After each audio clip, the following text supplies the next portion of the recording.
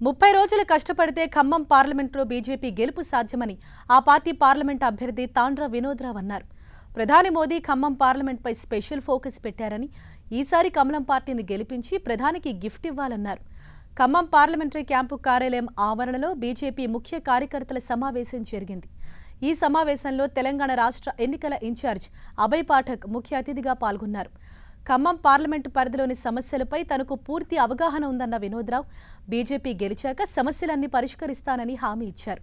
ఖమ్మం జిల్లాను అభివృద్ధి చేయడానికి తనకు పార్లమెంటు స్థానాన్ని కేటాయించిన అధిష్టానానికి ధన్యవాదాలు తెలిపారు. బీజేపీ గెలుపు కోసం రాబోయే 30 రోజులు కష్టపడాలని కార్యకర్తలకు, శ్రేణులకు పిలుపునిచ్చారు. మనకి ఈసారి అవకాశం ఉంది, ఈసారి విజయం మనదే అని అనిపిస్తుంది. కానీ ఈ 30 రోజులు మనం కష్టపడితేనే మనం గెలుస్తాం. మనము విజయం కనిపిస్తుంది, కానీ యుద్ధం మనం గెలవాలి. మీరందరూ నరేంద్ర మోడీ గారి సైనికుల్లాగా, నేను కూడా మీలాగా ఒక సైనికుడిని.